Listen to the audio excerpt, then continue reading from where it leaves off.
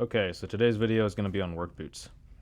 Work boots are more than just your footwear for the day. They really are protective equipment. They're shielding you from, rocks, debris, sharp metal, mud, rain, snow, all the things outside. Um, and having a bad pair of work boots can really ruin your day. So, I personally like to take care of them. I think it's a good personal responsibility to take care of them because you can extend the lifetime, 3x if you're taking care of these, sometimes even more. I generally get just a few more years out of them, but that's better than replacing them every year. And I work around a lot of sharp metal, so speaking on that sharp metal point, you can add. I think this is made by KG, and it's called boot liner or tough toe or something like that. It's basically just truck bed liner. Um, Starting to wear in the toes a little bit, but the leather underneath is going to look perfect. So it's a pair of work boots. I don't care if they look pristine in the sense of like the leather. Throw some truck bed liner on there, whatever you got lying around tends to help. Um, One of the ways you know that you need to oil your boots is you can kind of tell where my pant line was versus where it's gotten dry. So right here is the super dry area. Pant line usually covered right here.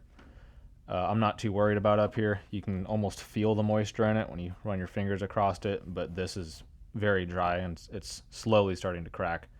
So whenever you see that on your boots, you know it's time to throw some oil on them. So what I like to use, you can take any little box you got. This is an old one I bought Pit Vipers in.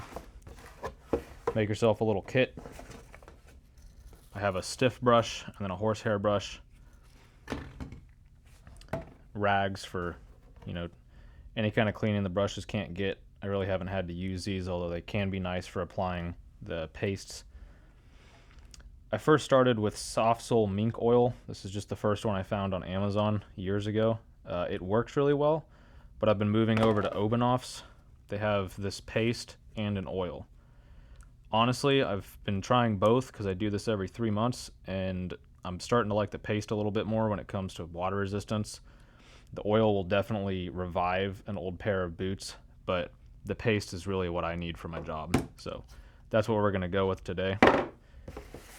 Go ahead and get yourself a box, put something together, and let's move over to cleaning them. Okay, so once you got your stuff ready, grab one of your boots. You're going to start with your firm brush.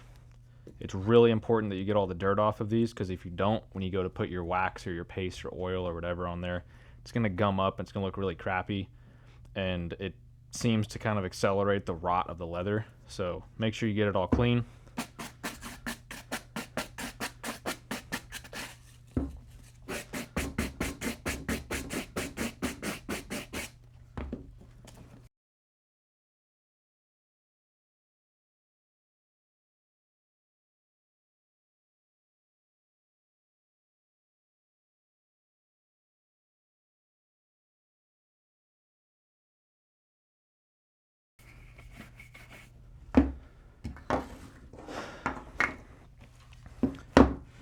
Look at the difference just doing that makes. Those boots already look worlds better. Still looking dry though, so we're going to need to add some of that paste to them. But overall, they're clean enough for us to get done what we need to do. So, okay, so from here, go grab your Obanoff's leather preservative. This is a very waxy, pasty kind of material.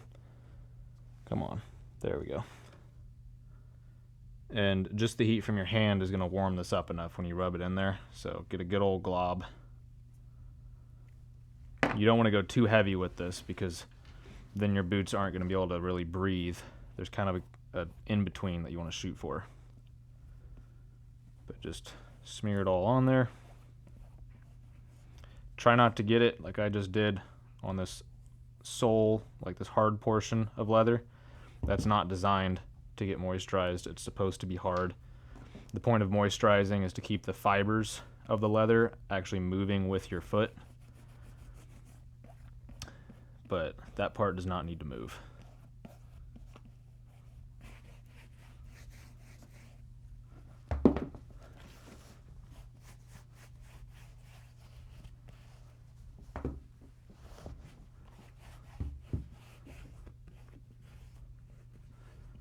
You don't got to be perfect with this. Just get what you can. You're already doing more than most people do to their boots anyways.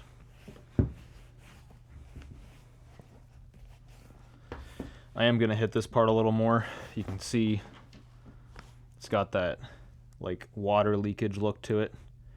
That's caused mainly by like salt and muck when you're standing in it for extended amounts of time, which I do. I work on a lot of rooftops.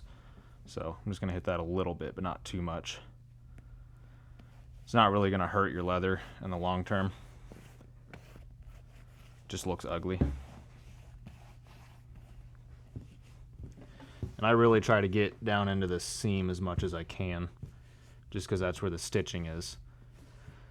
But if you're using oil, do not go too far into that seam, because if there's any adhesives used on your boots, which almost all boots nowadays use adhesives, then oil likes to break down adhesive, and you do not want that getting in there, because then your sole's going to peel off. So I'm going to leave the shaft of this alone, except for whatever excess is on my hands, because it really isn't looking too terrible. Come back to it in 3 months and see where it's at. Another glob. You can really see the difference right there between what we started with and what we have now.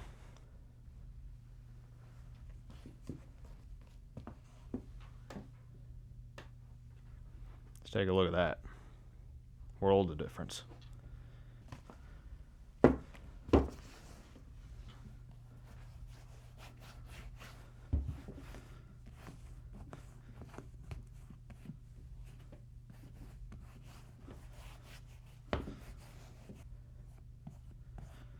So it needs just a little extra. And remember, you don't want to go too heavy with this. You'll kind of, as you do it, learn. When I first started doing this, I did go too heavy on my first pair. And let me tell you, they looked pretty bad afterwards. They didn't breathe well. The oil was they looked wet for way too long. There's a happy medium that you'll learn to find as you do this more often. But that right there looks just about good. It's a quick 15-minute job. Can double or triple the lifespan of your boots. And yeah, it's kind of fun doing it. It's nice taking care of the things you own. So let's go back up to the main view. Oh, just like that, we have our newly maintained pair of boots. Freshly waxed, freshly oiled. They should be a little more waterproof at this point. You are going to want to let them sit on their own to dry and seep in all that oil. Don't put them on a dryer. Don't take a heat gun to them. Just let them do their thing. They're going to be doing a lot better than they would if you hadn't oiled them at all. Don't get too scientific about it. In my experience, when you take a heat gun to it, it kind of seeps in a little too far, too quickly. So just let it do its thing. They're going to be bending and moving with your body a lot better. They're not going to be as stiff. They're not going to crack quickly. They're going to add a lot more support like they should, because they're going to move properly with you. So thank you all for watching. Leave comments below if you got any tips on this or better ways of doing it. And yeah, see you in the next one.